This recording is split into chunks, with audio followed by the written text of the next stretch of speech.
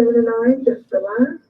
Channels 26 and 12 PBS previews, and that is the end of your TV Guide listings for Monday, April 11th, 2016. All right. Well, that brings us to your 6 o'clock reading this evening. We have Steve Sleeper and Jim Carlson in for your readers this evening. And we're going to be reading to you the Lincoln Journal-Star and the New York Times. Looks like our readers are ready and ready to go to get started for you. So I'm going to hand it on over to them, and they're going to do just that. Okay, thanks, Emily. Steve Sleeper here. I'm going to start with the New York Times, and then Jim Carlson will be along with the Lincoln Journal-Star in just a few minutes. And political story on the front page of the Times as the Republican candidates for the White House battled in Wisconsin last week. Speaker Paul Ryan was conspicuously absent from his home state, but he was very much on the political stage. He visited Prime Minister Benjamin Netanyahu in Israel, where he also met with local reporters and made several statements affirming the United States commitment here in Israel before heading to other Middle Eastern nations and Germany to discuss security and intelligence issues.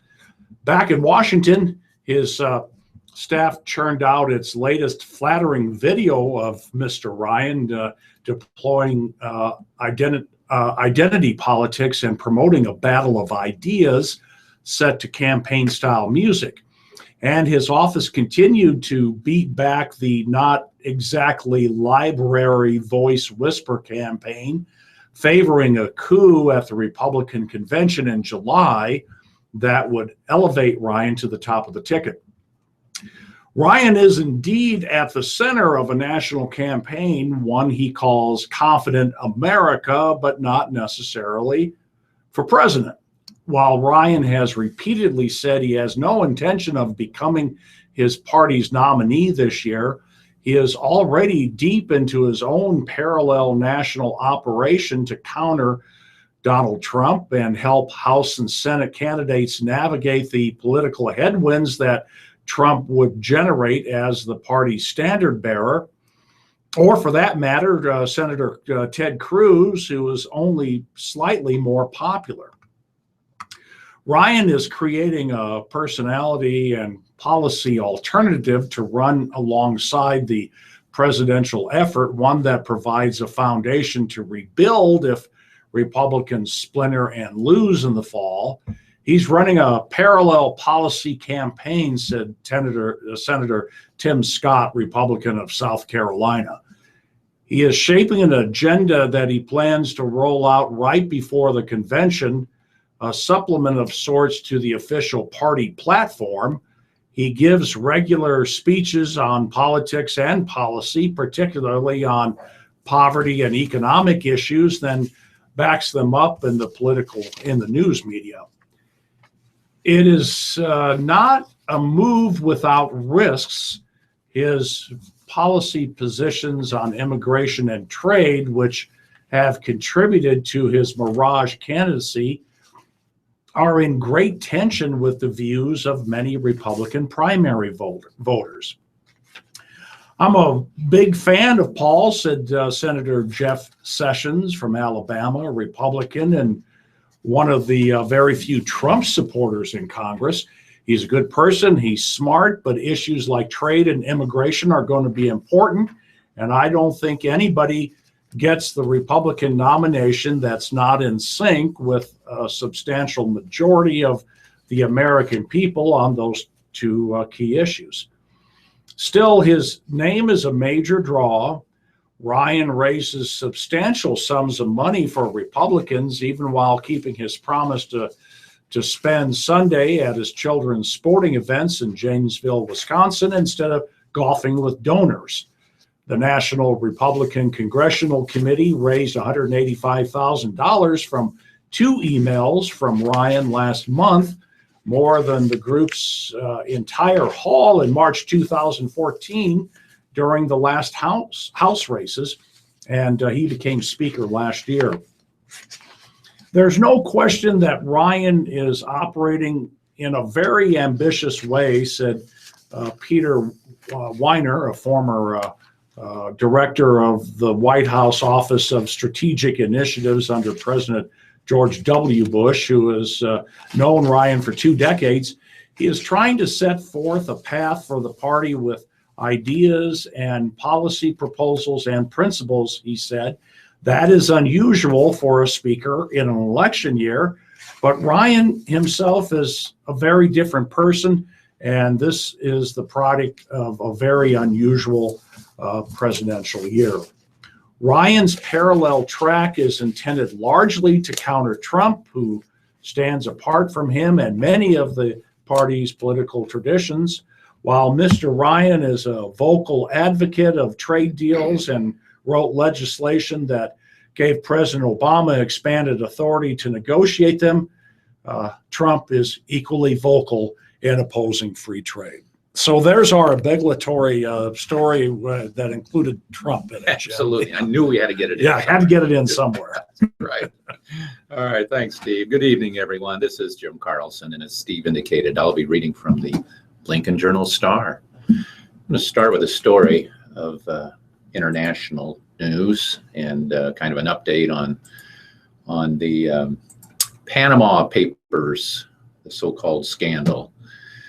The law firm at the center of the Panama offshore accounts scandal routinely usurped the name of the Red Cross and other charities to help obscure the origin of millions of dollars in questionable funds.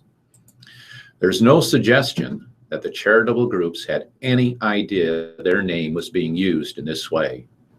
International Committee of the Red Cross spokeswoman Claire Kaplan told the Associated Press that the revelation was a total surprise and something we find extremely shocking. France's Le Monde and Switzerland's Le Matin Dimanche said the firm Mossack Fonseca created dummy foundations with high-minded names such as the Faith Foundation to hold shares in around 500 offshore companies. The foundation's beneficiary was routinely listed as the Red Cross, a designation which served the dual purposes of hiding the firm's real beneficiaries and of draping them in an NGO aura. Mossack Fonseca didn't immediately return an email seeking comment, but a leaked email cited by the publications appeared to lay out the firm's reasoning. Given that banks and financial institutions are today asked to obtain information about economic beneficiaries, it has become difficult for us not to divulge the identity of those of the faith foundations, the email said, according to the newspapers. That's why we've implemented this structure designating the International Red Cross. It's easier that way. Another email cited by the paper suggests Mossack Fonseca deliberately kept the Red Cross in the dark about the maneuver. According to Panama law, the beneficiaries of a foundation can be used without knowing it, the email said, according to the papers. That means the International Red Cross doesn't know about this arrangement. Kaplan, the Red Cross spokeswoman, said that using the group's name or logo without its permission is barred by international law and could put the group's staff in jeopardy. We work in conflict zones. We work without weapons. Our protection is our name, our emblem, the faith that people have in our reputation, she said in a telephone interview.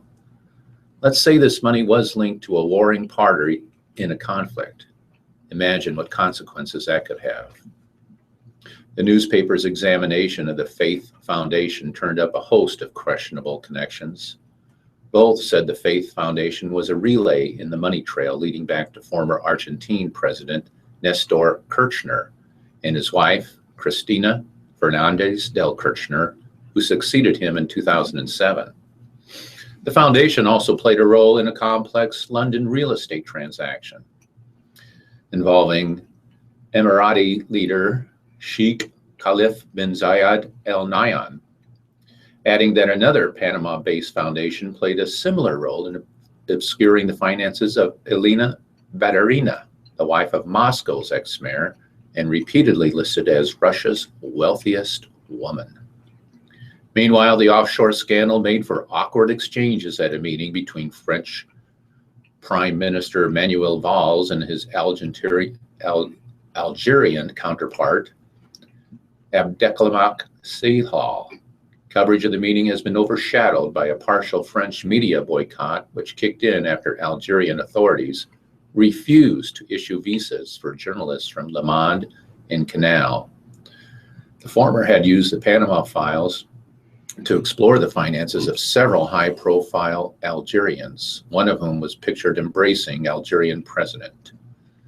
Valls has previously condemned the visa refusal.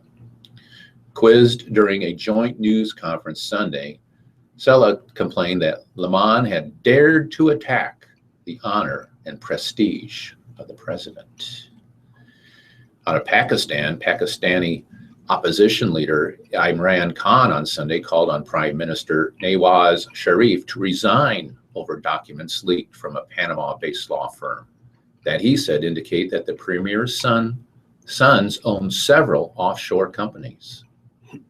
Addressing a news conference at his residence, Khan warned he would stage a rally outside Sharif's residence in the eastern city of Lahore if the prime minister does not quit. He attached no date to the ultimatum. Information Minister Pervez Rashid rejected Khan's demand, saying Sharif will not quit over baseless allegations. Last week, Sharif announced the establishment of an independent judicial commission to probe whether his family illegally owns offshore companies and property, as indicated in the so-called Panama Papers. Khan said the Panama Papers show Sharif himself is linked to at least two companies. Khan also alleged that Sharif and his family were involved in corruption and tax evasion. A massive leak of more than 11 million documents from Panama-based law firm Mossack Fonseca, one of the world's largest creators of shell companies, has been dogging political leaders around the world. Khan, a former cricket star, is the leader of Pakistan Tehreek-e-Safa, which made a strong showing in the 2013 elections. The following year, he staged a sit-in outside Parliament for weeks, demanding Sharif step down over allegations of fraud in the election. The demonstrators gradually dispersed, and the protest was formally ended after a Taliban attack on a school in the city of Peshawar, in which 150 people, mostly children, were killed. Okay, international news from the New York Times. This is Dateline Brussels. He lived under the rafters in a small attic apartment in the Brussels district of Molenbeek and became known to some followers as the Santa Claus of jihad. He had the bushy beard and potbelly and generously offered money and advice to young Muslims eager to fight in Syria and Somalia or wreak havoc in Europe. When the Belgian police seized the computer of the man, Khalid Zerkani, in 2014, they found a trove of extremist literature, including tracts titled 38 Ways to Participate in Jihad and 16 Indispensable Objects to Own Before Going to Syria. In July, Belgian judges sentenced him to 12 years in prison for participating in the activities of a terrorist organization and declared him the archetype of a seditious mentor who spread extremist ideas among naive, fragile, and agitated youth. But only in the months since then has the full scale of Zerkani's diligent work on the streets of Molenbeek and beyond become clear, as the network he helped nurture has emerged as a central element in the attacks in both Paris and Brussels, as well as one in France that the authorities said last month they had foiled. Zerkani has perverted an entire generation of youngsters, particularly in the Molenbeek neighborhood, the Belgian federal prosecutor Bernard Michel said in February.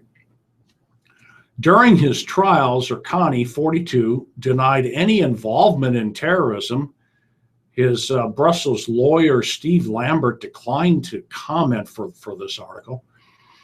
But court documents and interviews with Molenbeek residents and activists, as well as with Belgian security officials, suggest that he had direct or indirect connections with several crucial figures who are now dead or under arrest in connection with the November massacre in Paris that killed 130 people, and the bombings last month in Brussels that killed 32.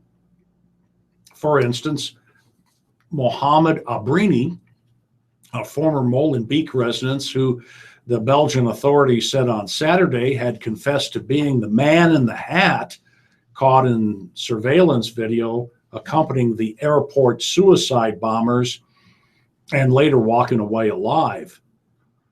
His younger brother, Suleiman, traveled to Syria with help from Zerkani, according to security officials who spoke on the condition of anonymity because they were not authorized to do otherwise.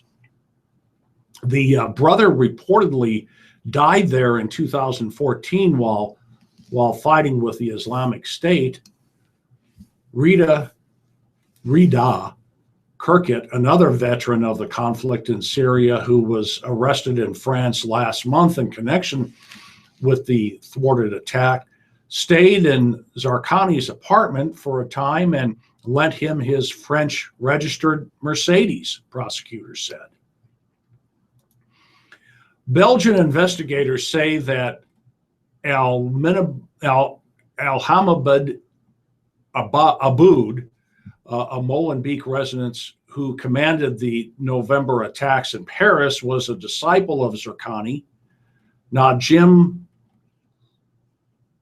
Lacroix, who the officials suspect was the bomb maker for both Paris and Brussels, is believed to have been connected to his circle.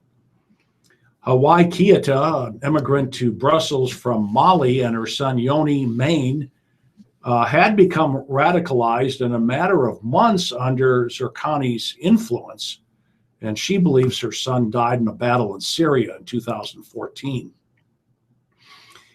He's a sorcerer, she said of the now in prison Zerkani in an interview at her apartment in a Brussels high-rise. He is Satan. The role in Molenbeek of Zerkani, a surly man more versed in the ways of the street than those of the mosque, helps explain why a small and not particularly destitute district of the Belgian capital keeps cropping up in relation to terrorist investigations. It also highlights a pronounced shift over the past decade from the often arcane theological debates of an earlier generation of jihadists linked to Al-Qaeda to Walt Hin-Fari, who wrote in a book about Molenbeek called Gangster Islam. Ms. Fari, a Belgian of Moroccan descent, said that when she first started researching in Molenbeek more than a decade ago, the radical scene was dominated by extremist clerics well-versed in religious texts.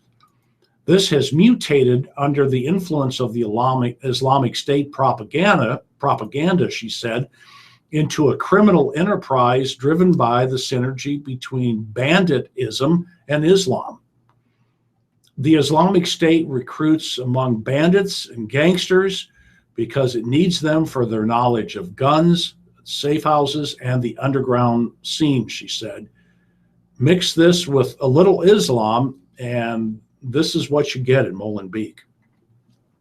Some trace the roots of radicalism in Molenbeek to the 1990s when Bassam Achai, a Franco-Syrian former restaurateur, set up the Belgian Islamic Center, a makeshift mosque that promoted the dogmatic Salafi strand of the religion.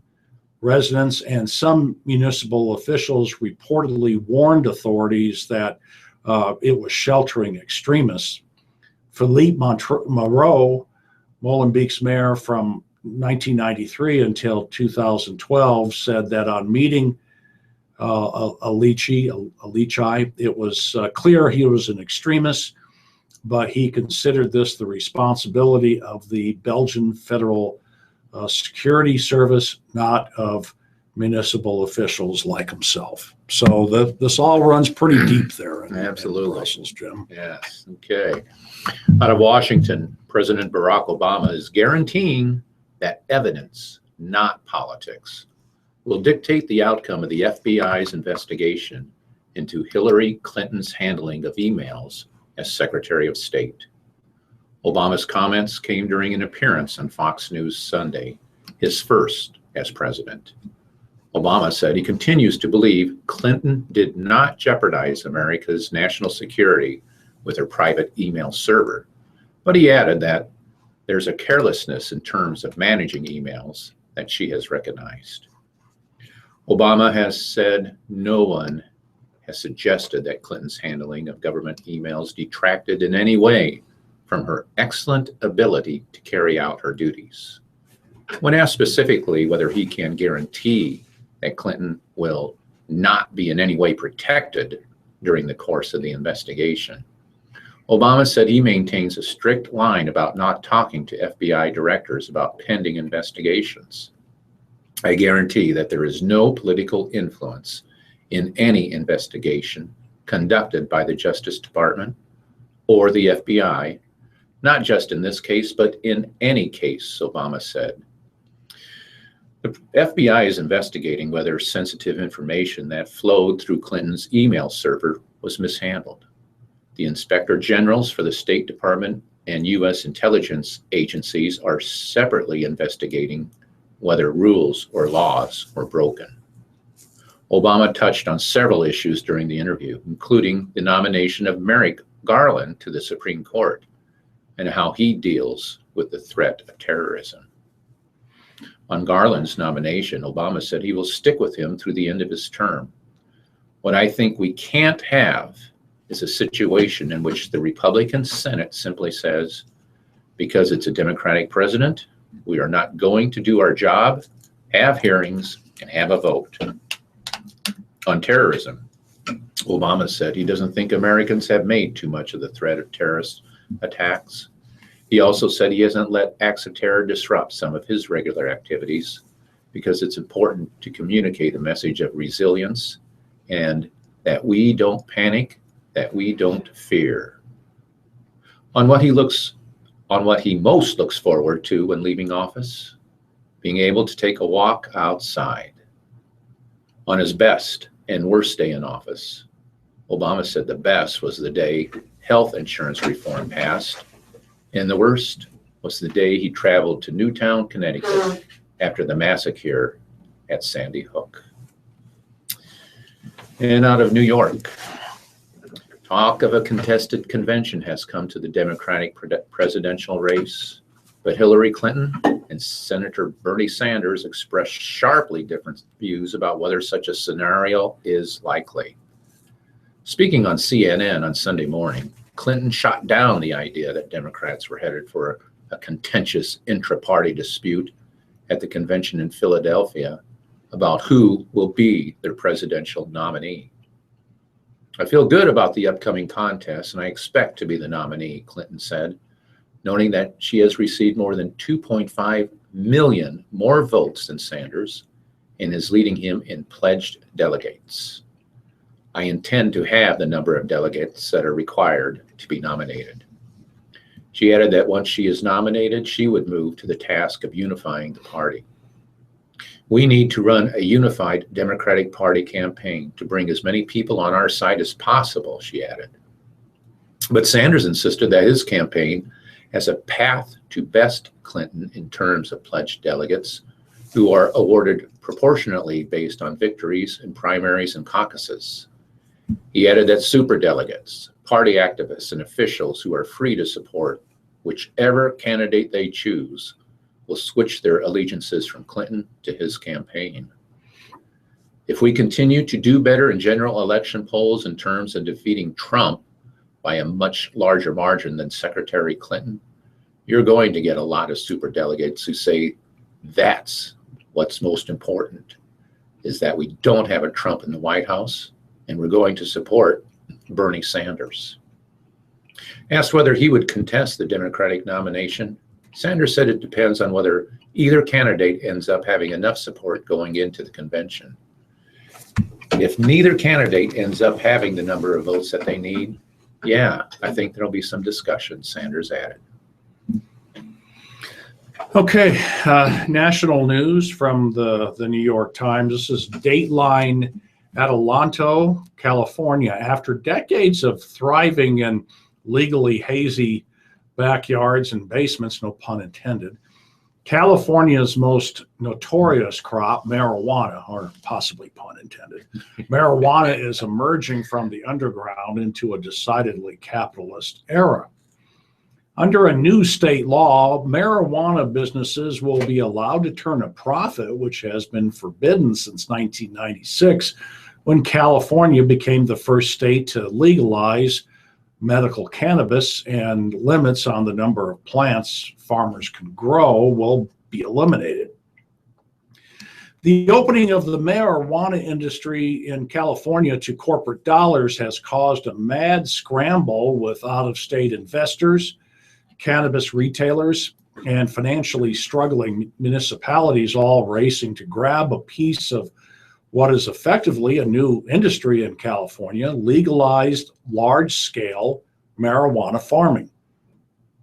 And with voters widely expected to approve recreational marijuana use in November, California, already the world's largest legal market for marijuana, gleams with the promise of profits far beyond what pot shops and growers have seen in Washington or Colorado, the first states to approve recreational use. People are definitely salivating over the California market, said Troy Dayton, chief executive of the ArcView Group, a research firm in the Bay Area that specializes in marijuana. It's huge, and Californians love cannabis so much. In search of a tax windfall, cities across the Southern California desert, like Adelanto and Desert High Springs, have raced to be the first to permit commercial marijuana cultivation. The price of land here tripled almost overnight as entrepreneurs bought up every inch of property where pot growing was permitted, most of it in bare desert, dotted only with Joshua trees and tumbleweeds. And celebrities who for years have supported the open use of marijuana are also seeking a piece of the action.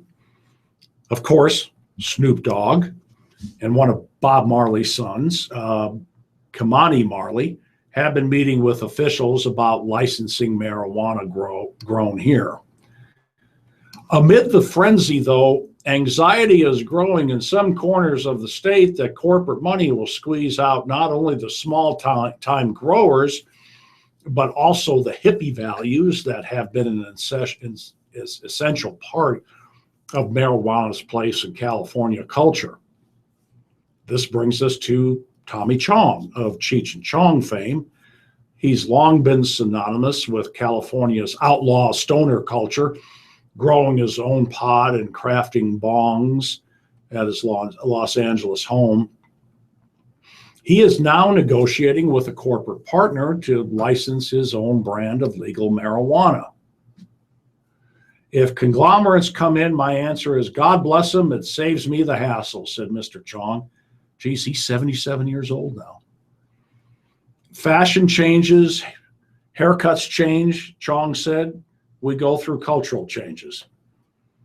But Patrick Murphy, a cannabis farmer in Humboldt County, a lush area on the northwest coast, long famed for growing high-quality pot, said he had already seen a corporate takeover of the marijuana industry in many other states.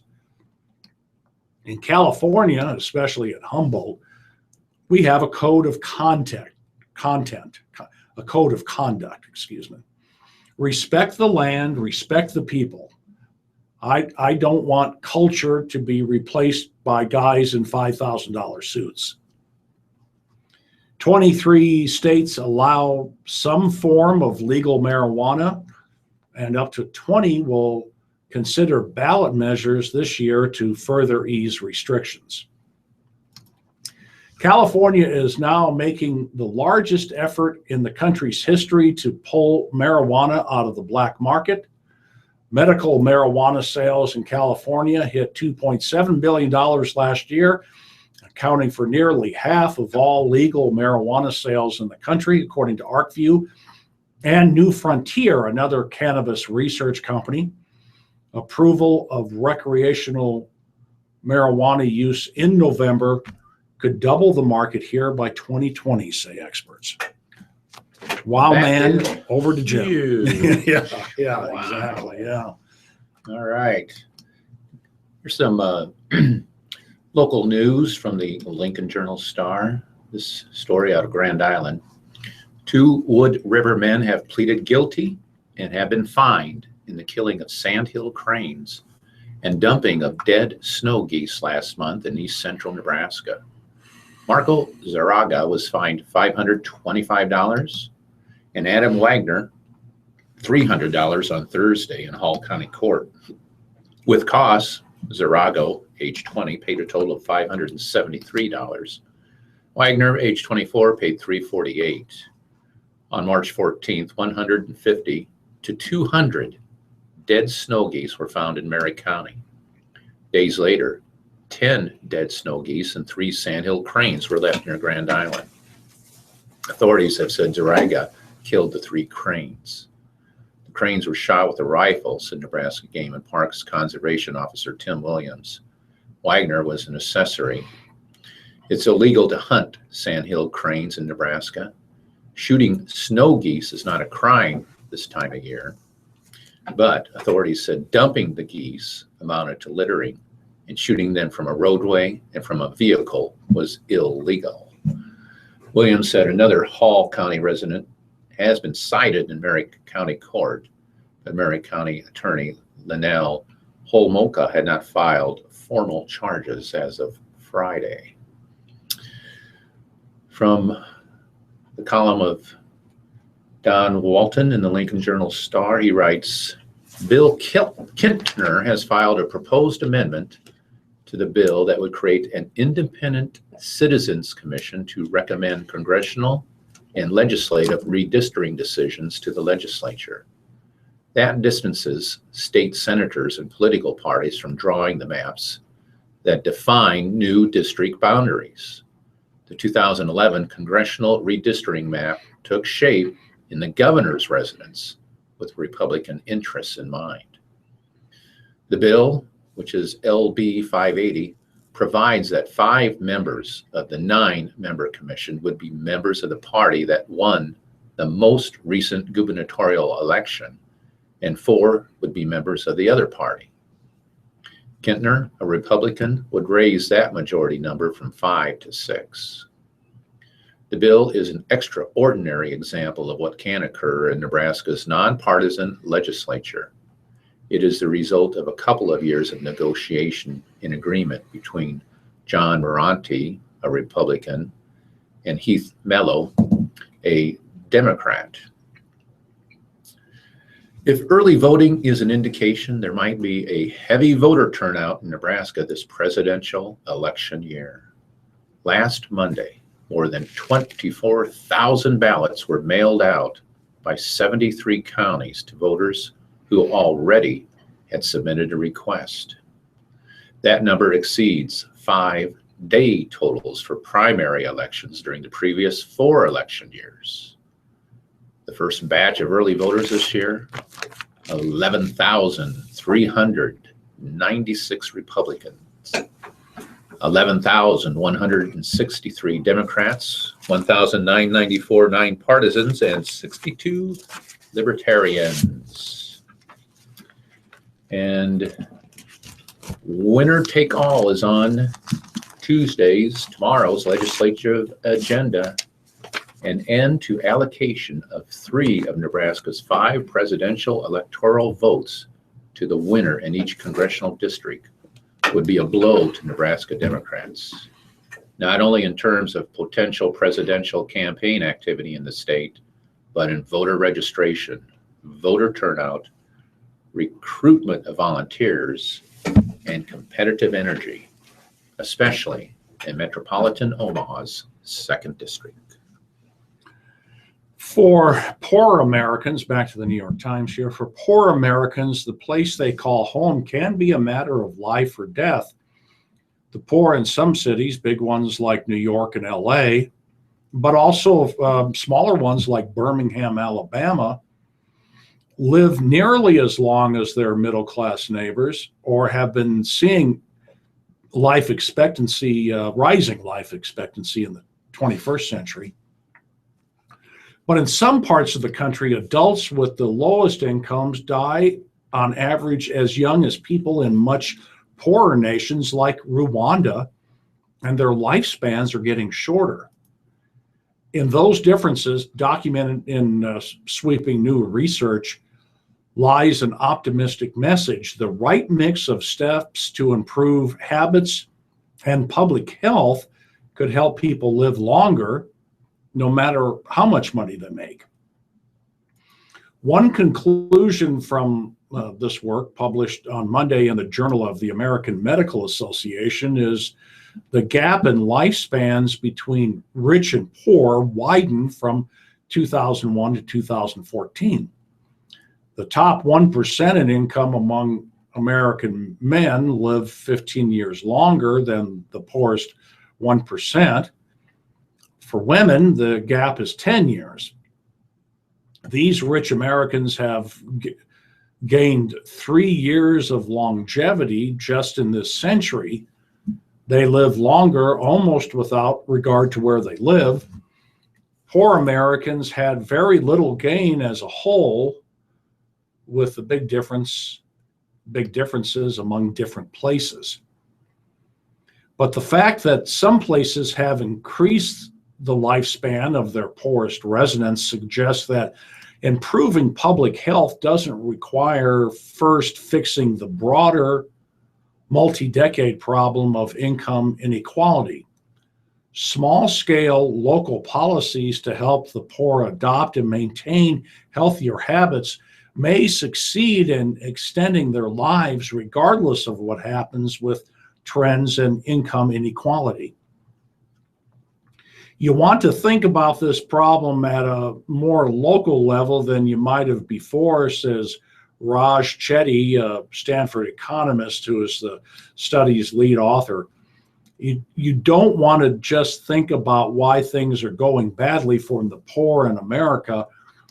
You want to think specifically about why they're going poorly in Tulsa and Detroit, he said, naming 2 cities with the lowest levels of life expectancy among low-income residents. The research in the works for nearly 3 years and based on a vast trove of records on earnings and deaths is the most detailed analysis to date of a pattern first identified at least a couple of centuries ago. More money translates into a longer life. It could be as simple as this. Wealth buys higher quality medical care, which allows people to live into old age. But a long line of evidence, including the new work, suggests it's less obvious than it might seem. The affluent seem to live in healthier ways. They exercise more, smoke less, feel less stress, and are less likely to be obese.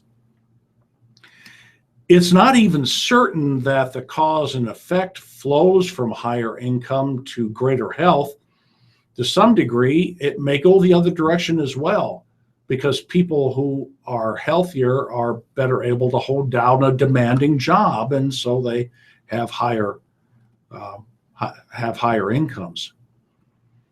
The new paper, in fact, finds little correlation between a region's Medicare spending rate or the proportion of the population with health insurance and how long its poor citizens live.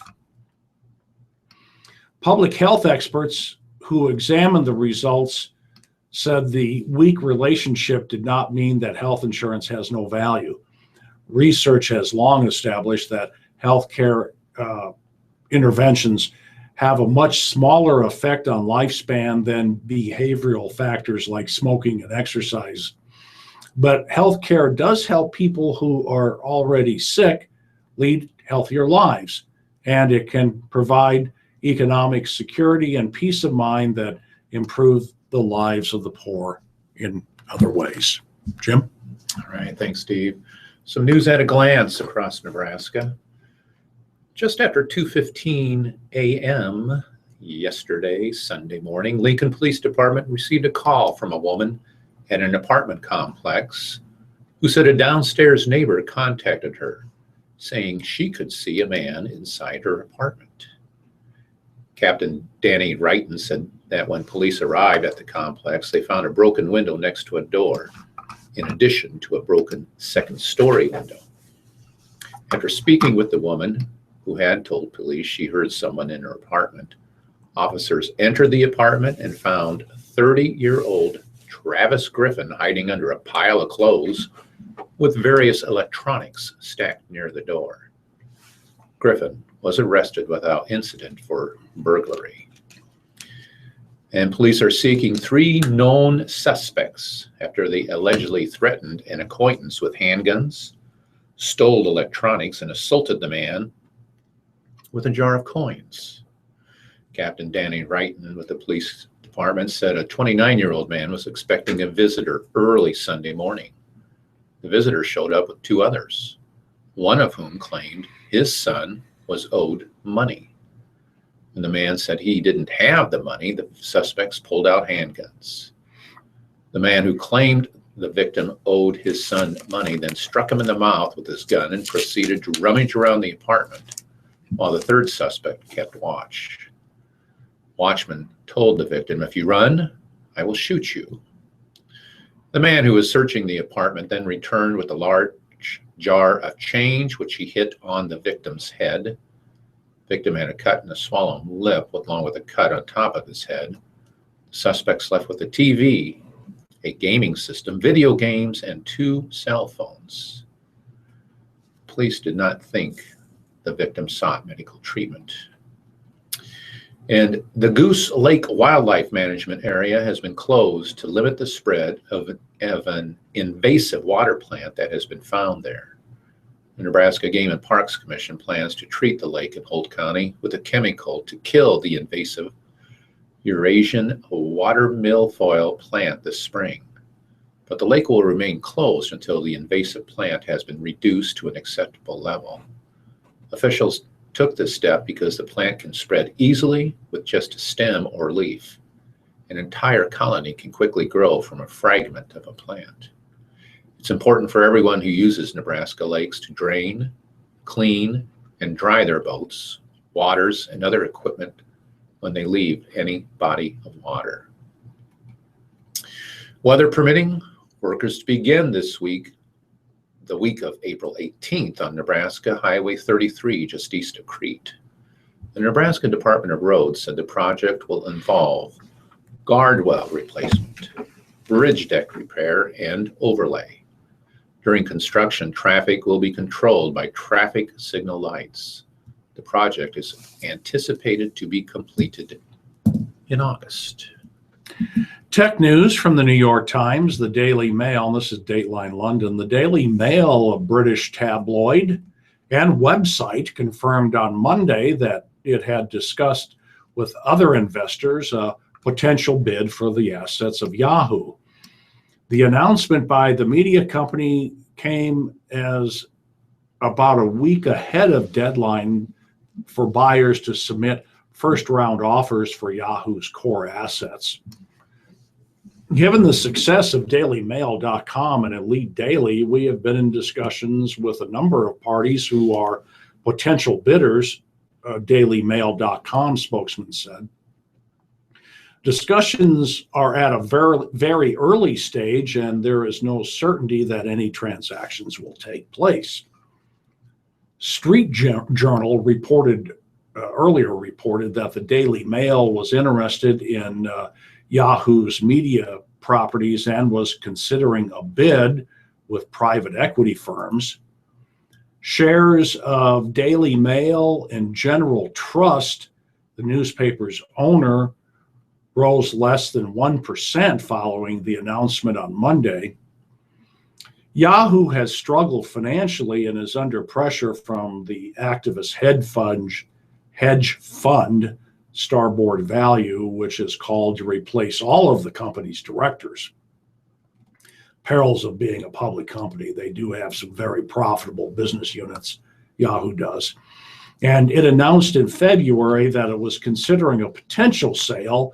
It had warned potential bidders that it could see a substantial drop in revenue this year. So it's not that it's not profitable, but the investors are certainly looking at the revenue itself, and they want to see that revenue going up all the time.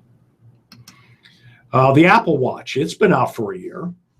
Doesn't seem like it, but a year ago this month, Apple made its Apple Watch available for sale. In the 12 months since, the smartwatch has received mixed reviews, and many people are still uncertain about what the device can do.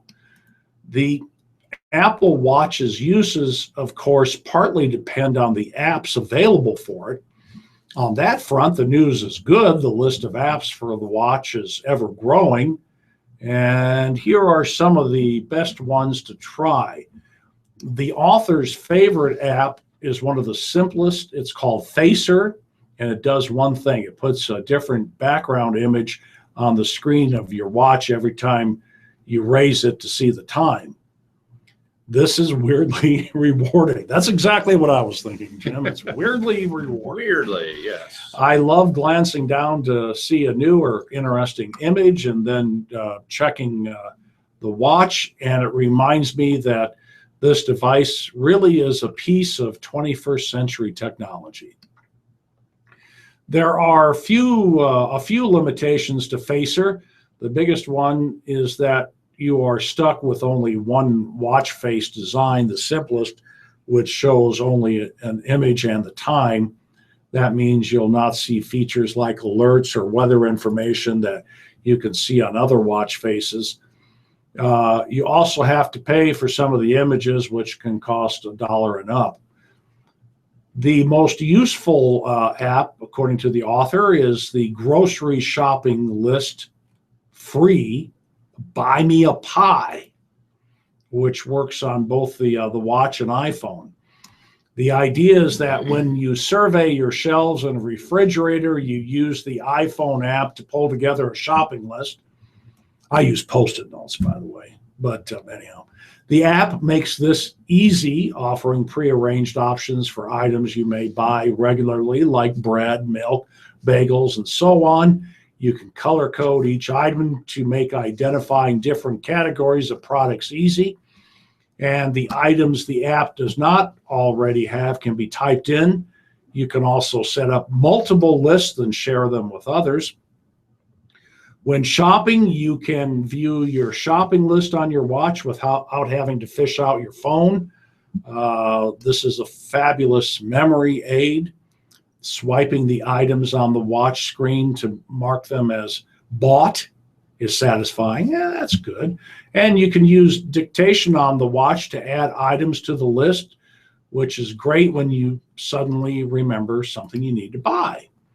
The app is easy to read and to use. It's also free.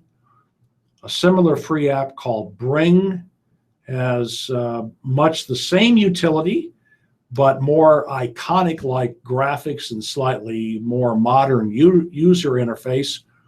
It's good, but I prefer the simplicity of Buy Me a Pie.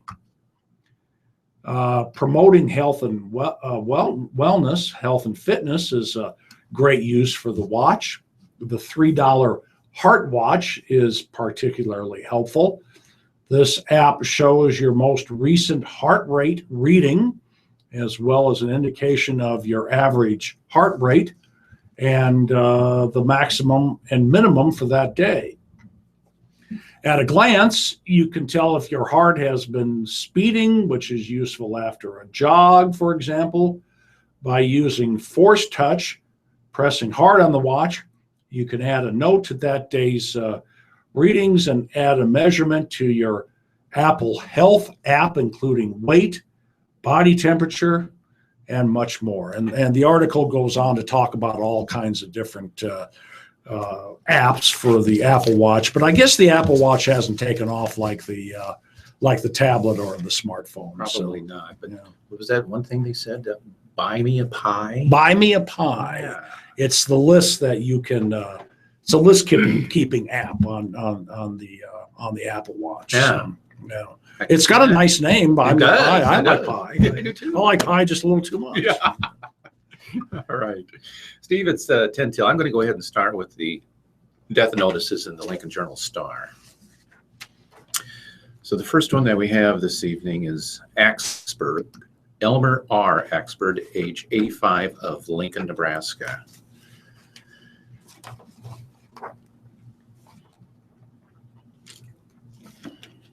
No mortuary is listed in this one.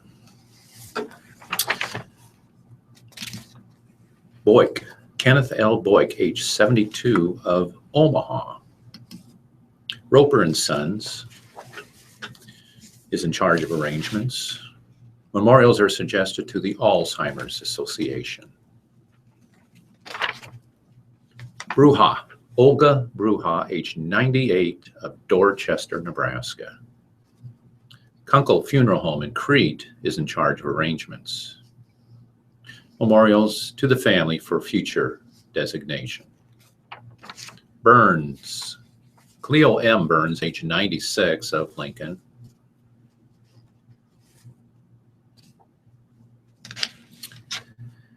The Lincoln Funeral Home is in charge of arrangements. Chisoing, Edgar Charles Chisoing, age 91, of Jacksonville, Florida, formerly of Lincoln, Nebraska.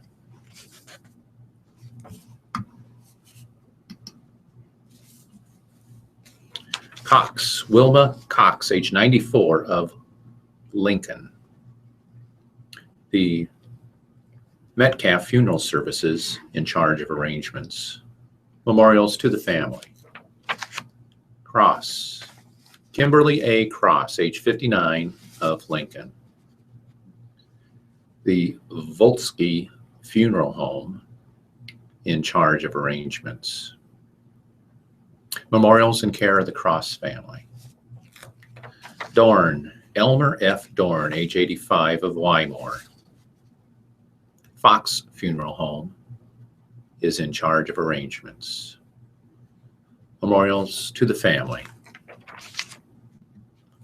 Dragoo, Gerald Wayne Dragoo, age 74, of Baldwin, Missouri. In lieu of flowers, contributions to St. Luke's Hospice. Fredericks, Mary Sue Fredericks, age 72, of Westerville, Ohio. In lieu of flowers, contributions may be made to the National Ataxia Foundation. The Moreland Funeral Home in Westerville, Ohio, is in charge of arrangements. Gebbers, Muriel Gebbers, age 76, of Hebron, Nebraska. The Kroll Funeral Home in Deschler is in charge of arrangements. Hitz, Marvin L. Hitz, age 85, of Lincoln. Services pending, no mortuary listed. Jacobs, Dwayne Harvey Jacobs, age 80, of Ashland, Nebraska. The Marcy Svoboda Funeral Home in charge. Memorials to the First Christian Church in Ashland. Jaworski, Velma L. Jaworski, age 88, of Lincoln, Nebraska. The Kunkel Funeral Home in Crete is in charge of arrangements. Memorials to the family for future designation. Jones, Claude A. Jones, age 73, of Lincoln. No other information given. Jordal, Sharon A. Jordal, age 69, of Lincoln. Roper and Sons in charge of arrangements. In lieu of flowers, the family suggests memorials to the Havelock Christian Church in Lincoln. Knapp, Florence Knapp, age 91, of Laverne, Minnesota. The Miller Funeral Home in Sioux Falls, South Dakota, is in charge of arrangements. Memorials to the West Holt High School Foundation or the Sanford Hospice Cottage.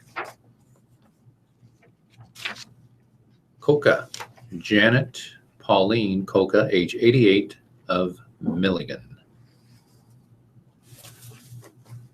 No mortuary listed. Memorial service will be held in Whitestone, Virginia. Crimer, John Robert Crimer, age 62, of Lincoln, Nebraska. No mortuary listed. Memorials may be sent to Nebraska No Kill Canine Rescue in Lincoln or the Capital Humane Society. Larrabee, Kathleen M. Larrabee, age 61, of Lincoln. Buthurst, Mazur and Love Funeral Home in charge of arrangements. Memorials to the Calvary Community Church Youth Camp of Lincoln. Maguire, Terry Maguire, age 56, of Lincoln. Buthurst, Mazur and Love Funeral Home in charge. Meyer, Robin Meyer, 54 years old, of Wilbur, Nebraska. The Kunkel Funeral Home in Wilbur is in charge of arrangements. In lieu of flowers, memorial donations to the Claytonia Fire and Rescue Department or the Salem United Methodist Church in Claytonia. McGill, Ernest N. McGill, age 92, of Lincoln. Metcalf Funeral Services in charge of arrangements. Memorials to Health Research of Donor's Choice. Miller, Gary Dean Miller, age 71, of Lincoln. No mortuary listed. Does say donations may be sent to the Special Olympics. Minchow, Todd A. Minchow, age 54, of Lincoln. Roper and Sons in charge of arrangements. Memorials to People's City Mission or St. Jude's Children's Hospital.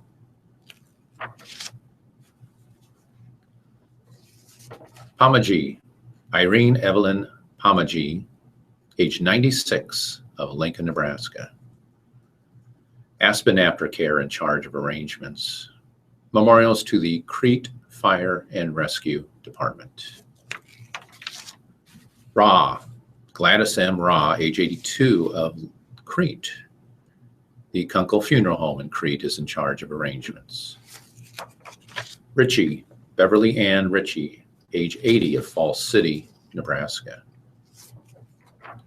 Story, Leola A. Story, age 93, of Lincoln, Nebraska.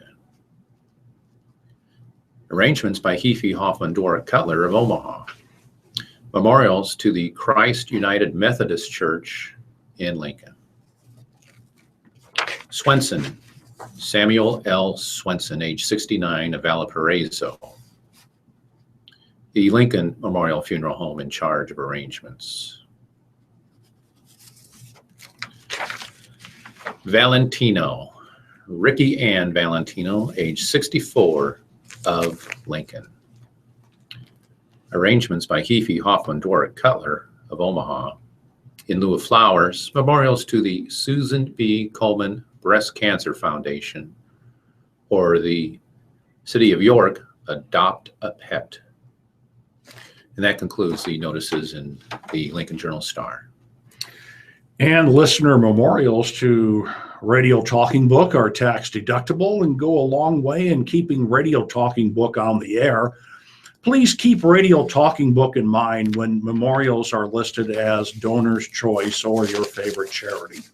Donations can be sent to Radio Talking Book, 7101 Newport Avenue, Suite 205, Omaha, 68152. And that brings us to the end of the first hour. Jim, let's send it back to Emily in the booth for a break. All right. Well, I figure they got this in the morning. If we're running out of time, what's the big deal? Whatever it is. Hello, everyone. Here's how I can hear, and I would like to invite you to an event Friend of mine has a last name Rocha, which is kind of an unusual name. We have a relative. At 1313 Fire Street. You'll start. Nebraska Commission for the Blind and Visually Impaired. I'm going to use the Where camera.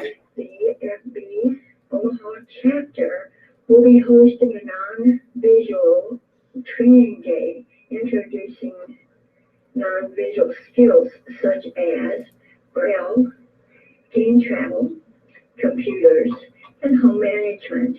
Learn how effective non-visual skills can be taught by blind and visually impaired people who use these skills every day. Anyone who would like to participate in this event, please register before May the 7th. There is no charge for participation. Lunches will be provided. In order to register, visit www.ne.nfb.org, or you may call 402-350-1735. We would like to invite everybody to come out and to participate in this fun-filled day of learning. Thank you.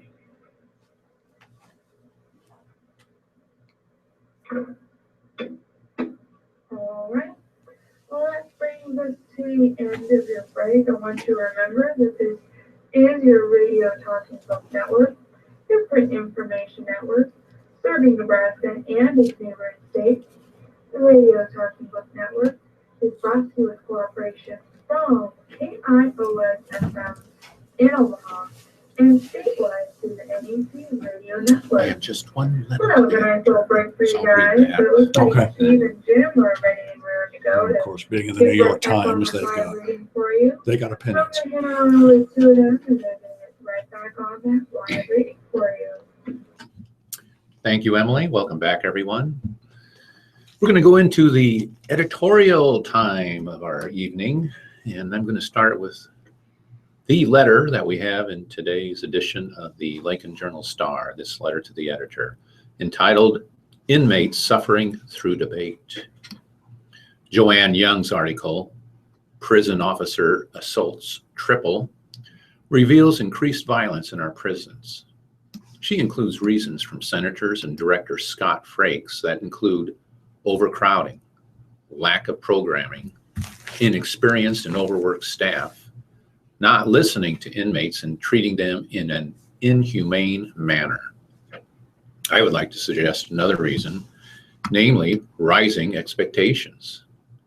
The past 2 years have seen an increased commitment to improving the conditions in our prisons. The governor, the legislature, the general public, the ACLU, and inmates themselves. Studies have been conducted, laws have been passed, money has been allocated for education and training after release, but inmates have seen little change in their daily lives. Partial lockdown remains, limited or no programming, continuing mental health needs, and the heart of the problem, overcrowding. The hope for changes remain in the future. Inmates are impatient, and rightly so. The bureaucracy is trying to change the course of the battleship. Legislators circle in their pontoon boats, shouting for Captain Frakes to hurry up and change course. Inmates, like immigrants, splash around in their rubber rafts, voicing their frustrations. while at a distance the ACLU lurks in its submarine, threatening to launch its lawsuit torpedoes. All have rising expectations, but the inmates are daily suffering from the same problems. They are the most frustrated and the first to lash out. It is surprising that there have not been more incidents. Hope for change is good, but swift and effective action is what is needed. That letter written by John Kretschke of Lincoln. Okay, the opinion page from the New York Times, and Jim and I were discussing the New York Times does have opinions. So Dateline, Panama City, despite their name, the Panama Papers are not mainly about Panama. They are not even primarily concerned with Panamanian companies.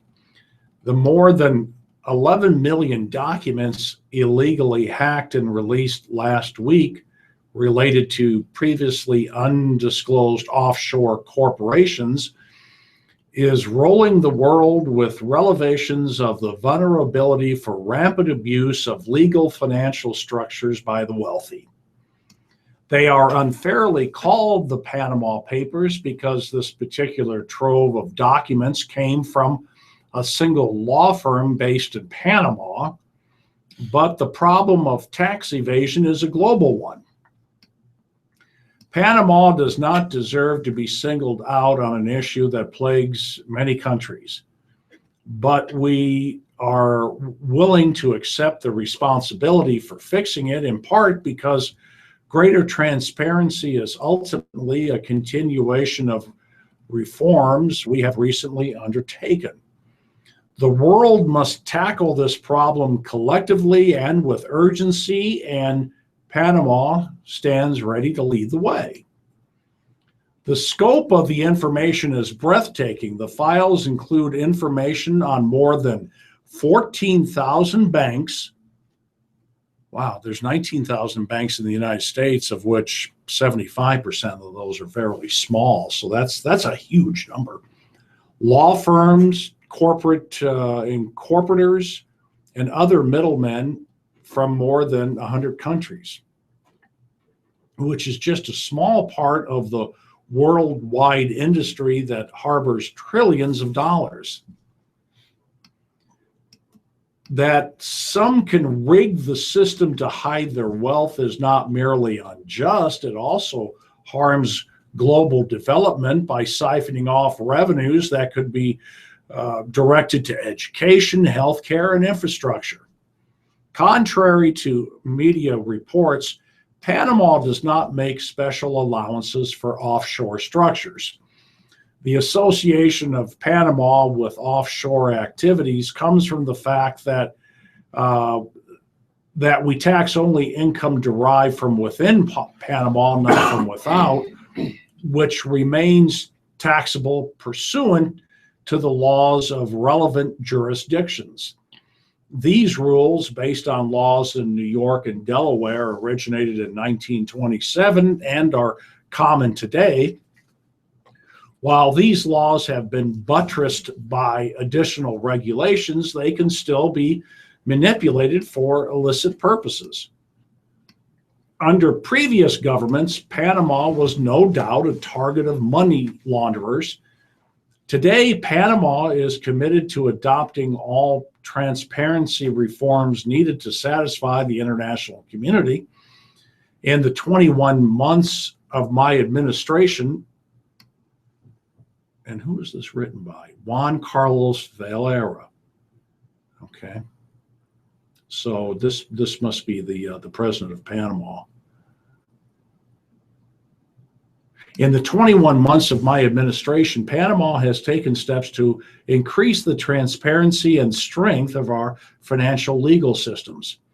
We developed a robust treaty network that allows exchange of information. Know Your Client regulations were substantially enhanced and extended not only for financial and corporate providers, but also for key non-financial industries vulnerable to abuse. As of January this year, we require identity certification of shareholders of all Panama companies. I have announced a commitment, again, this is the opinion section of the New York Times from what I believe is the president of Panama. I have announced a commitment to the automatic exchange of financial and corporate information, and we have proposed steps we believe are consistent with the goals of the international community, including the Organization for Economic Cooperation and Development through its Common Reporting Standards proposal. These reforms have been recognized and validated by the international community, including the Financial Action Task Force on Money Laundering, which cited Panama's significant progress in combining money laundering when it removed us from this year's gray list. Removal from that list occurred in record time. Our financial transparency ranking with the non-governmental organization Tax Justice Network has steadily improved since 2013, and we now rank well ahead of Japan, Germany, and the US. We have also progressed positively in a peer review by the OECD's Global Forum for Transparency and Exchange of Information for Tax Purposes. These reforms in Panama, along with international efforts, have been paying dividends. Still, more work is needed. I have announced that Panama's Ministry of Foreign Affairs will create an independent committee of international experts to evaluate our policies, determine best practices, and propose measures that will be shared with other countries to strengthen global financial and legal transparency. We expect their findings within 6 months. Panama will continue to cooperate with other jurisdictions to prosecute offenses outlawed in our criminal code, and we will continue to exchange financial and legal information to comply with the many treaties we have ratified. We also reiterate our willingness to engage in dialogue with the OECD and its Global Forum with respect to reaching financial transparency agreements that can further the economic development of our countries. After decades of dictatorship, Panama is a stable democracy committed to the rule of law and the regional headquarters of more than 100 transnational companies. To fulfill our democratic evolution, we must have a government committed to transparency, accountability, and separation of powers. Our response to the current crisis will test our resolve and our potential. Juan Carlos Varela is the president of Panama, just like I guessed. It's at the bottom of the article. But that was an interesting article because, you know, I did kind of wonder, Jim, why they called it the Panamanian Papers, Right. and what's going on in Panama, and that was some interesting info. Yes. Now, yes. Do you have any more, Ed? I do. I Okay, found another. good. It's in a different section, but here it is. Another letter to the editor entitled On Nuclear Weapons and Peace. Thank you for the Doyle McManus editorial on the new nuclear arms race, citing former Defense Secretary William J. Perry, as well as Henry Kissinger, George Shultz, and Sam Nunn, on the foolishness of the current effort to expand our nuclear weapons and the need to eliminate, first, our land-based missiles, and ultimately, all nukes. Nebraskans for Peace believes, with the Secretary, that the danger of a nuclear catastrophe today is very high. Nebraskans should also recognize with regret that the Nebraska economy now heavily depends on money the United States spends at Stratcom to ready nukes for such apocalyptic destructiveness. Much of the University of Nebraska's research budget has recently become Stratcom dependent. 50% of our discretionary tax dollars go to the military. These dollars do not go only for defense or for what the Reagan administration called a war-fighting capacity, and for missile shields that permit us to strike first. This is no way to live. That letter written by Paul Olson, who's for Nebraskans for Peace in Lincoln. Then I have an opinion from the Lincoln Journal-Star entitled Curb Power of Filibuster. When Jerry Lieber and Mike Stoller wrote the lyrics to Along Came Jones, they may not have imagined that their words would one day become part of the official record on yet another filibuster in the Nebraska legislature. Yet, there the lyrics are, compliments of the legendary Senator Ernie Chambers, master of the legislative rules, dean of the legislature, and destined one day to enter the Nebraska Hall of Fame.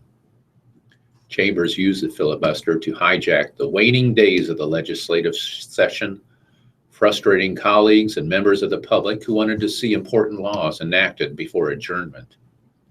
He was not the only one to employ a filibuster for his own ends, but he was its most enthusiastic practitioner. Conservative senators used the filibuster to stall progress on Medicaid expansion and legislation to protect against discrimination on the basis of sexual orientation and gender identity.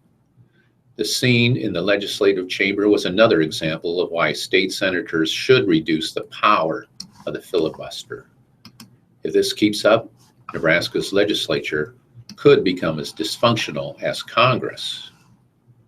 Speaker Galen Hadley at the start of the session trimmed the impact of the filibuster just a bit by using his authority to shut off debate after 6 hours rather than 8. More can be done with a rule change that would reduce the number of votes required for the closure of debate from the current 33 to 30, which is the same number of votes required to override a gubernatorial veto. For most of the history of Nebraska's unicameral legislature, there was no provision for cloture. The cloture rule was adopted in 1992 in a move that some interpreted as an attempt to limit Senator Chambers' power. In most state legislatures, debate can be ended by a simple majority vote. But particularly in Nebraska's unique one-house legislature, there is value in giving a minority leverage to restrain the majority from enacting extreme measures. But surely, requiring a supermajority of 30 votes would be sufficient to protect minority power.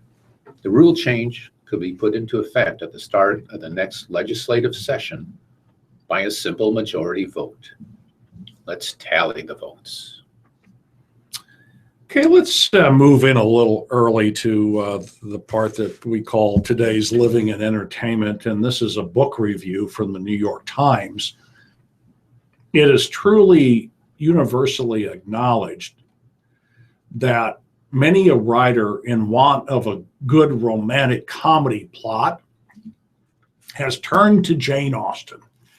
Pride and Prejudice alone has countless progeny, from the classic 1995 BBC adaptation to more fanciful variations like Pride and Prejudice and Zombies, and Twilight, Pride and Prejudice and Vampires.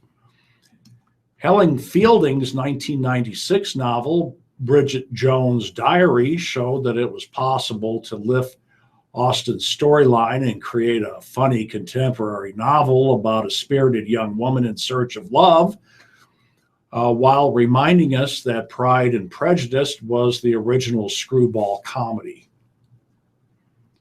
Eligible by best-selling novelist Curtis Sittenfeld is a modern retelling of Pride and Prejudice commissioned by the Austen Project, which has been pairing contemporary authors with various Austen works. The novel is largely set in Cincinnati and stars Liz Bennet, her 4 sisters, their social climbing mother and self-absorbed father, and the sisters' assorted suitors. Certainly, Ms. Sittenfeld possesses the gifts that might lend themselves to such an enterprise, an appraising eye for telling social and status details, and a persuasive ability to channel her characters' inner lives. And they talk about some of her other books as examples: Prep, American Wife, and Sisterland. But if readers were hoping that Eligible might be to Pride and Prejudice what Amy Heckerling's captivating 1995 movie Clueless was to Austen's Emma, they will be sorely disappointed. Although there are glimpses of Ms. Sittenfield's storytelling talents in the novel's opening chapters, Eligible swiftly devolves into the glibbest sort of chick lit. 2 words, chick lit. It reads less Lit, like L-I-T? L-I-T, chick lit. All right. Not the gum, No, chicken yeah, literature. chick lit.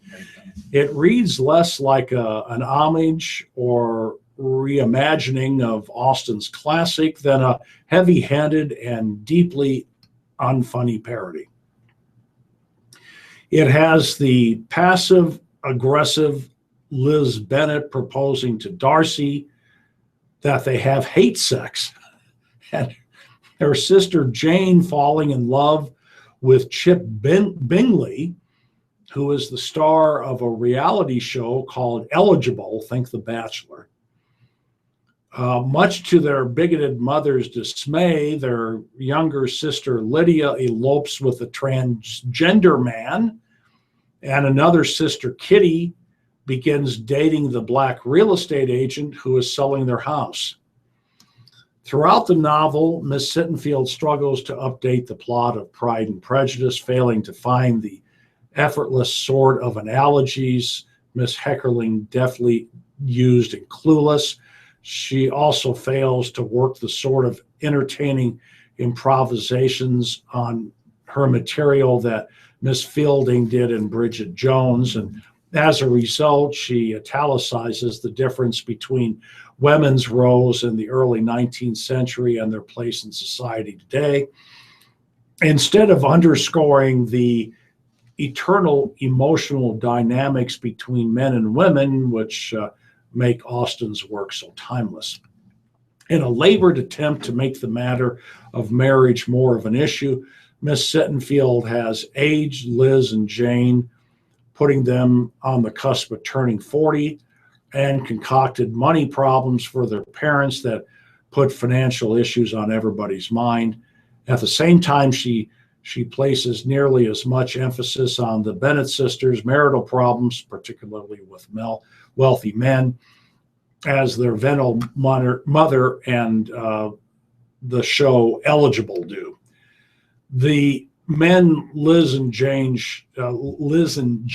fall for, that is Darcy and Bingley, are described more in terms of their scintillating looks, impressive wealth, and Ivy League credentials than in terms of their humor, smarts, or charm.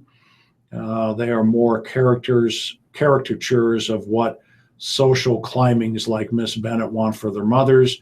Rich, good-looking doctors from good families. Miss Sittenfield has somehow managed to turn Darcy, one of literature's great heartthrobs, into a dim-witted, tongue-tied fellow, smitten with Liz, even when she is at her most insolent. And Bingley emerges as a sentimental fool, given to crying fits. The gush from his eyes could surely have been sufficient to bathe a medium-sized dog, a corgi, or perhaps a border collie. And they go on to tell why they don't like the book, Jim. I think they don't. Yeah. So only can you get this kind of adjectival descriptions of characters than in the New York Times. There you go. Right. What you got there from the Lincoln Journal-Star? Okay, story out of Lincoln. A group of University of Nebraska Lincoln students plans to stand outside the Nebraska Union for 24 hours beginning at 7 a.m. on Monday. It's the first of the I Hear the Voices Justice Week 2016. Events put on this week by student organizations. Campus Crusade for Christ, an International Justice Mission at UNL. Concordia University and Nebraska Wesleyan to raise awareness about modern-day slavery. A lot of the time we think of human trafficking as a concept, that it's bad, said Morgan Mallory, a junior audiology major at UNL and coordinator of the week's events.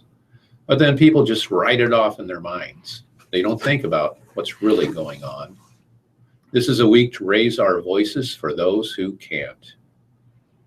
After the 24-hour Stand for Freedom, there will be a candlelight vigil and worship night featuring a Tiny Hands International speaker on the Union Green Space at 8 p.m. Tuesday.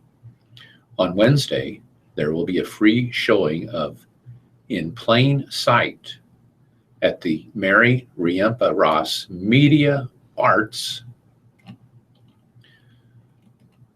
Center, a documentary on human trafficking in the United States.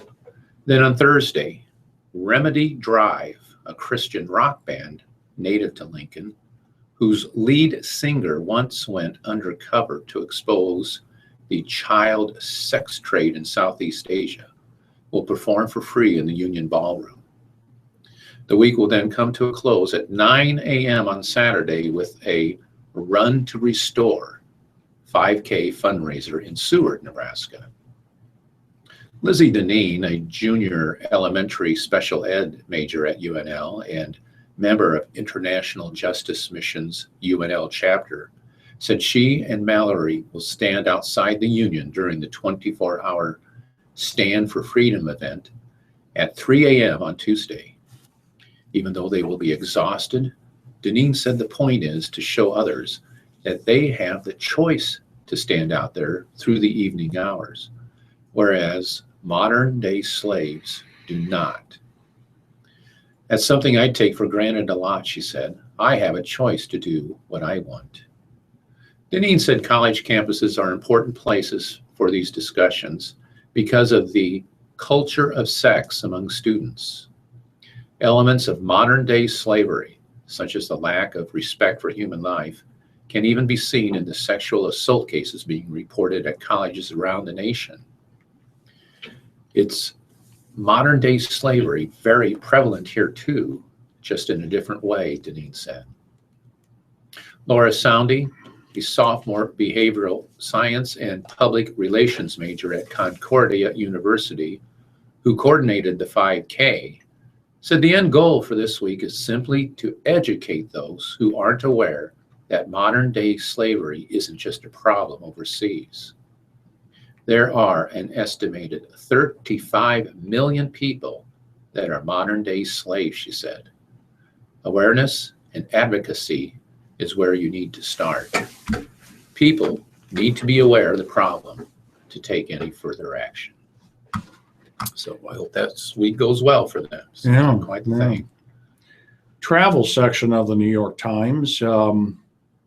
Virgin American fans ask if Alaska Airlines takeover will mean loss of cool. I used to travel a lot, but it was pretty much Southwest. I never traveled Virgin America. I think I flew Alaskan Airlines once. They've gotten pretty strong on the West Coast. Yeah, they have. You know. Right. For younger travelers like Nicole Bansal, Virgin American's mood lighting, customer service, and technology have filled a niche not found on legacy airlines.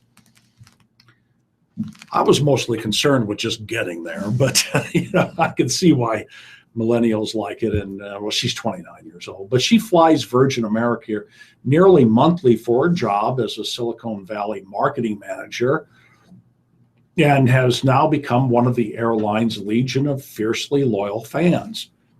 But now with the $4 billion takeover by Alaska Airlines in the works, Miss Bansal worries she will lose the unique touches that help her click with Virgin America. I like Alaska. I don't love Alaska, but I love Virgin. And I think of it as the young, hip airline. Alaska is more of a friendly aunt. Yeah, that's probably a pretty good description. Travelers like Miss Bansal are wondering what to expect from Virgin America under its new parent company. Skinny jeans and stilettos or sweatshirts and sneakers. After all, Alaska started in 1932 with a single 3-seat plane owned by an Alaska furrier from Anchorage, while Virgin America was started by a flashy British billionaire less than a decade ago with a goal of restoring glamour to flying. With the purchase making its way through the regulatory process, Bobby Egan, an Alaska spokeswoman, said the airline did not yet know which Virgin characteristics would be retained in the new company, but she acknowledged that Alaska realizes Virgin fans are serious about the brand.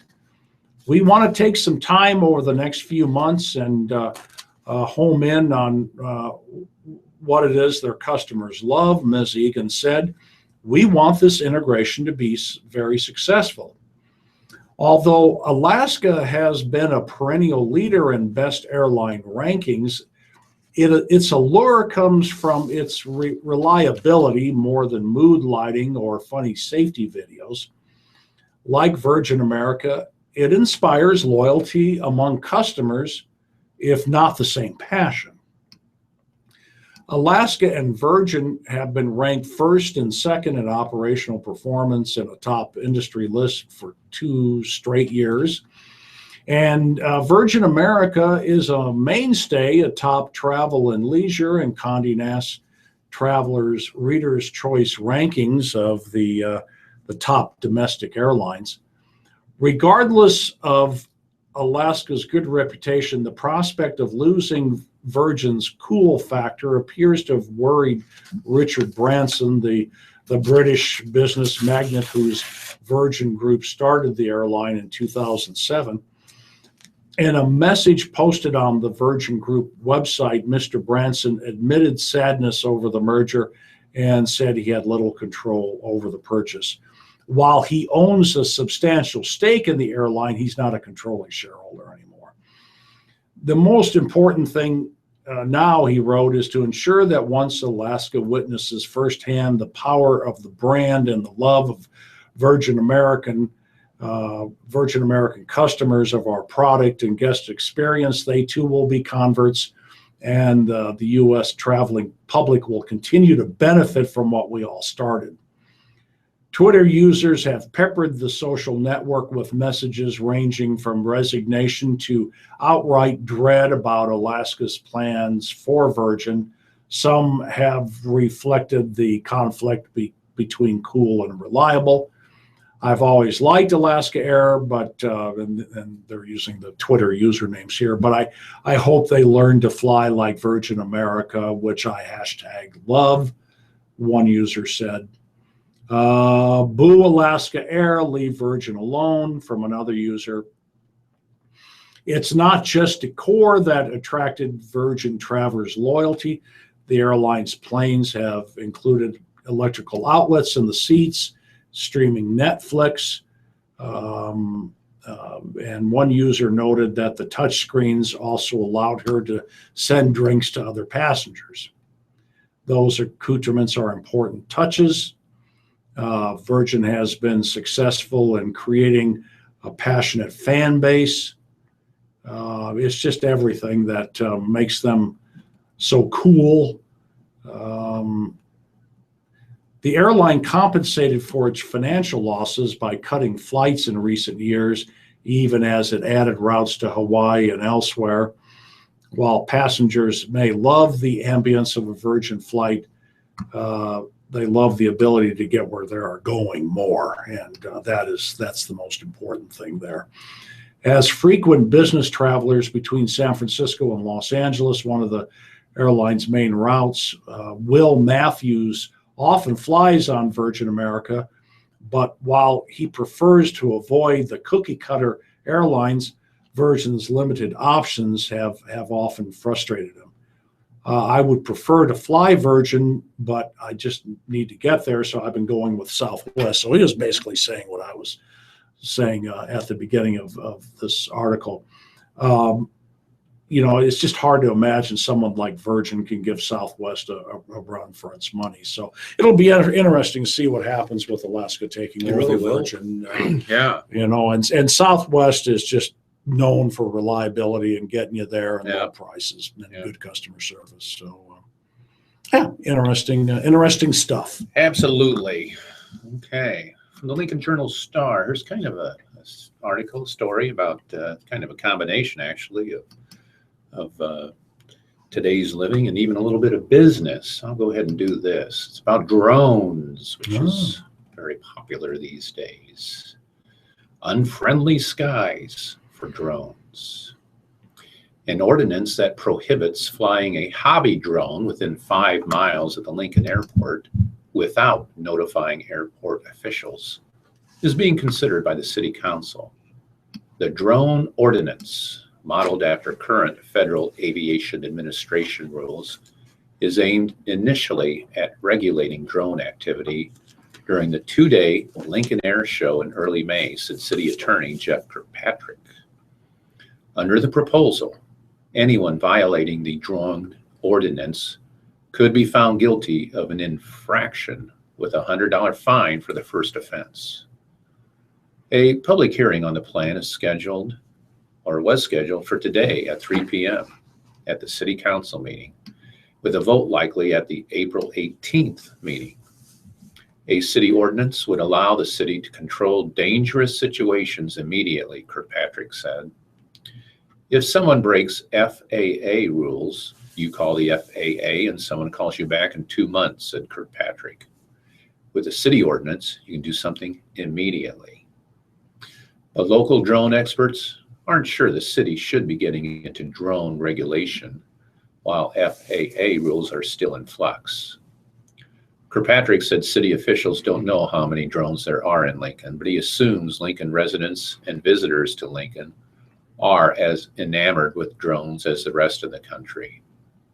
Americans bought around 1 million drones last year for fun and for business, and the FAA expects drone sales to grow from an expected 2.5 million this year to around 7 million in the year 2020.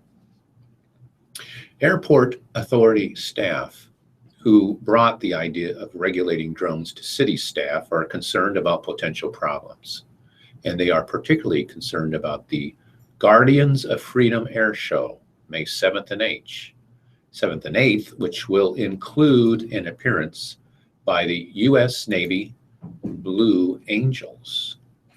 There is a potential that 125,000 people will come for each of the 2 days of the event, said Dave Herring, Airport Authority Executive Director.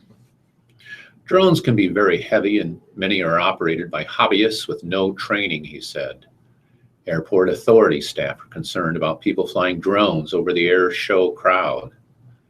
But those in the drone business in Lincoln are leery of the proposed rules, modeled after FAA rules that are still changing.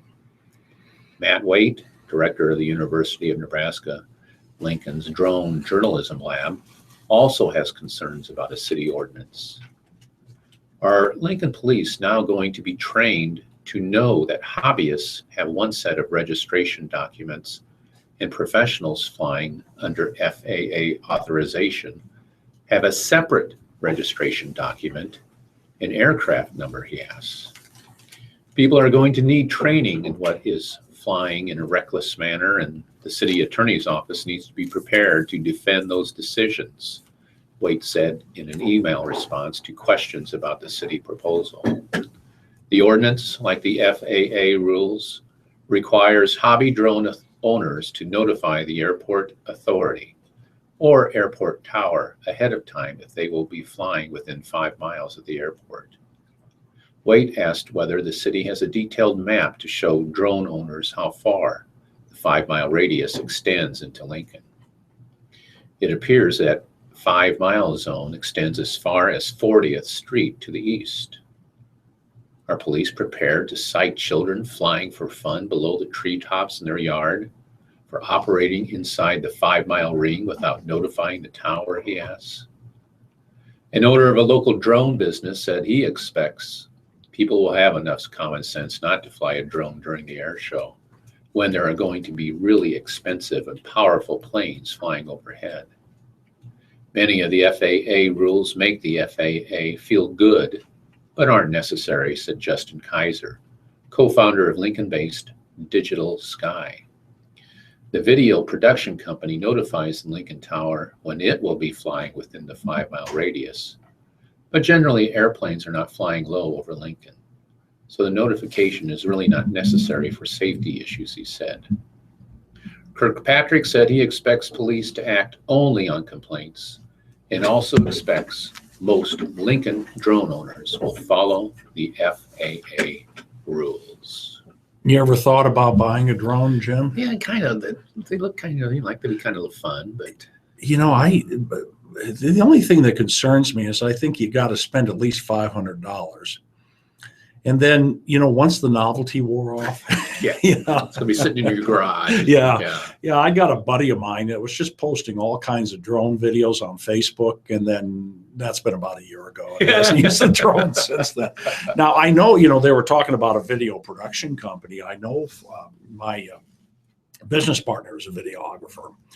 And what they have replaced is expensive cranes, for those kind of shots where you see it panning up above the subject matter. Right. And right. So video production companies love them because it's just saving them a ton of money. Absolutely. And once you kind of figure out how to use it, it does look pretty smooth. Right. So. Yeah. The other thing is I'd be afraid to spend $500 and then crash it immediately because I'm a klutz. That's right. Yeah. Or fly it in that 5-mile range and get arrested. Yeah. Well, and then children flying it. I was just envisioning Barney Fife out there, arresting the children for flying their drones. Getting his one bullet out of his shirt, and putting it in the gun. Yeah.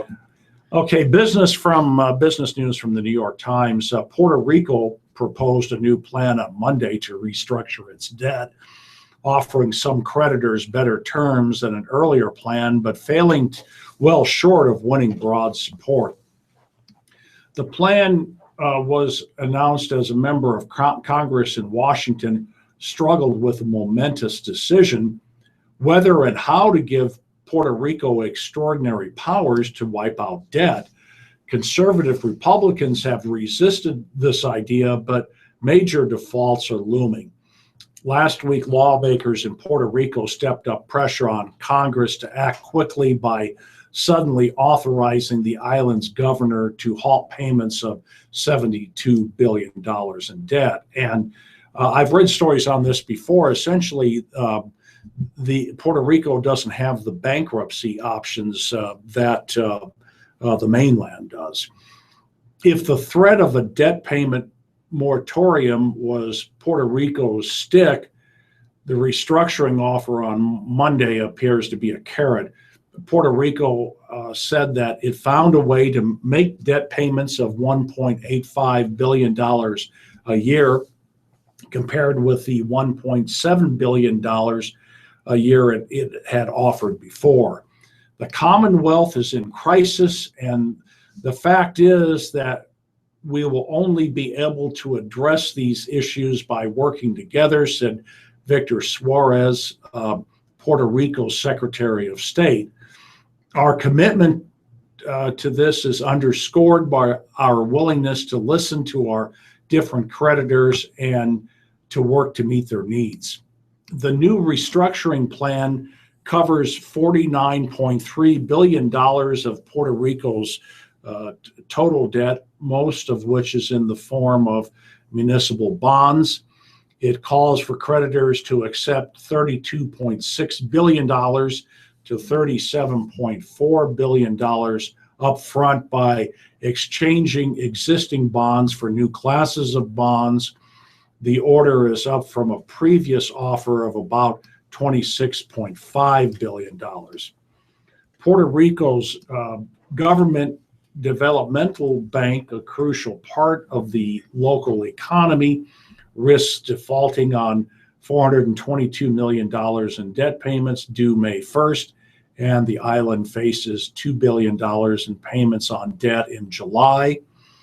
Lawmakers both in San Juan and Washington have been working to prevent a disorderly collapse of the island's finances.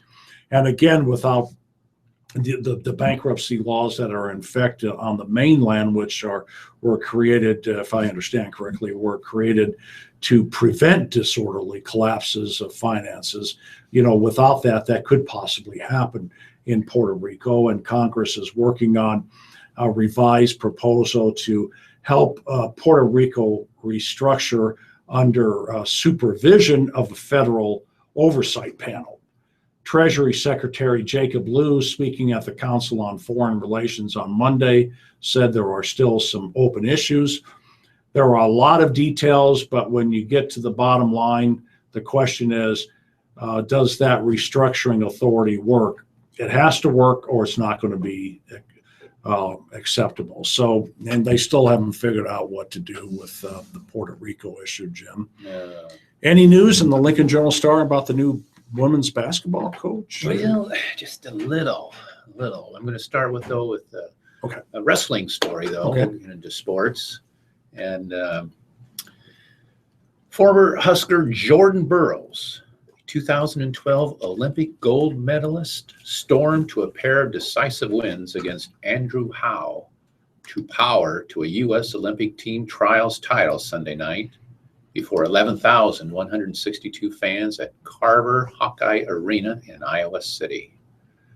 Burroughs rolled to wins of 9-3 and 10-0 against a tough competitor in the freestyle wrestling finals at 163 pounds. Burroughs, age 27, a two-time NCAA champion for Nebraska, now advances to August Olympic Games in Rio de Janeiro. He captured an Olympic gold medal in 2012 in London. I can't tell you how excited I am to have another opportunity to wrestle in the Olympics, Burroughs said. I'm so much better now than I was 4 years ago. I have improved and developed so much since London. I want to be the best wrestler in the world again, and I want to be one of the best ever. The three-time world champion is now 124 wins with just 2 defeats in his remarkable career. He is unbeaten over the last 2 years. Burroughs, who still trains at Nebraska, has made every U.S. World and Olympic team since 2011. The only year in that span, he didn't win gold. An injured Burroughs still managed to earn a bronze medal at the 2014 World Championships. I feel like I'm still improving and evolving, Burroughs said. My opponents come up with different tactics and strategies to slow me down. I have to be ready for that, and I need to continue to work hard to keep my edge. Burroughs ran up the stairs and into the stands following his match to celebrate with his family. He came back down holding his young son, Beacon, and conducted a mat-side interview with the boy in his arms. My wife, Lauren, she let me off daddy duty this week, and I didn't have to change very many diapers, Burroughs said. But I probably will be changing them again tomorrow. So congratulations to him. That's pretty impressive. No, that is very impressive. Wow. Well, the Masters going on in Augusta, and Jordan Spieth is not going to repeat. He started off really well and then had a back 9 collapse yesterday. I had to think what day it is. Yeah. But the New York Times says he faces a tough one with grace.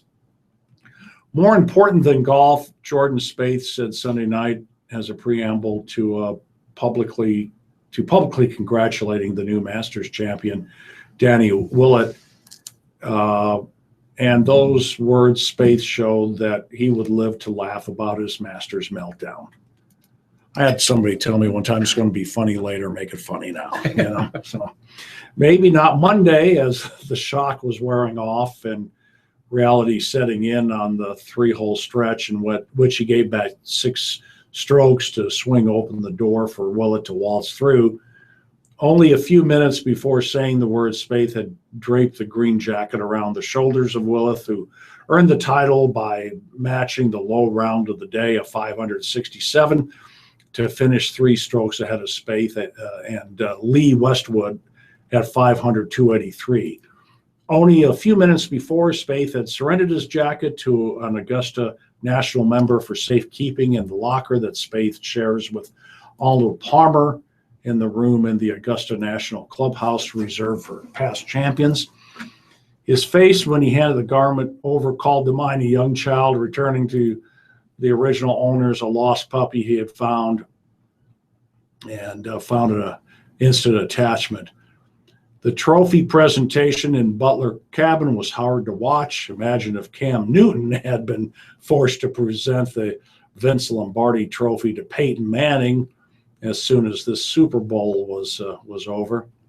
Spaeth wasn't even afforded a cooling off period to get his thoughts in order.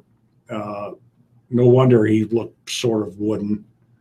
But he handled it with grace. The article goes on to say he spoke with reporters.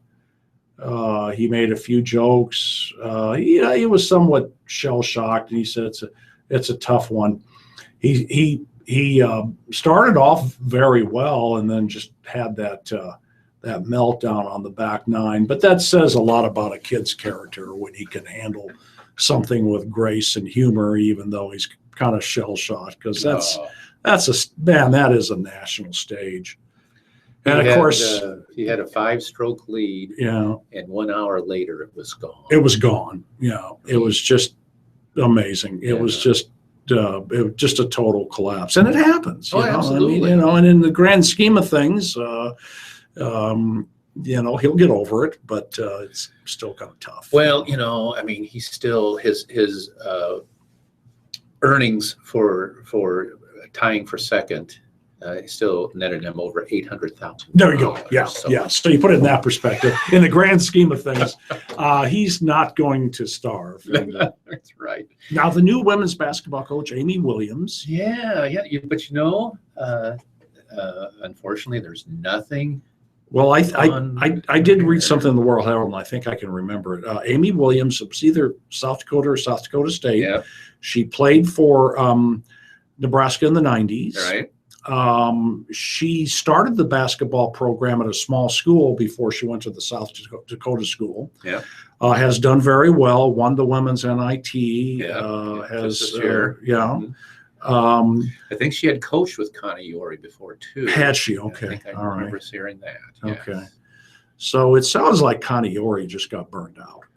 Yeah, there's a lot of things going on. And the only little thing here for the online edition of the Journal Star today about that is the change in the Nebraska women's basketball coaching staff continues to have an impact on which players the new coach may have on the roster.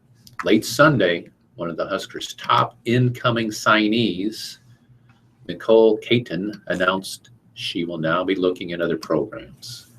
Caton is from Stockton, California, and played on one of the best high school teams in the nation.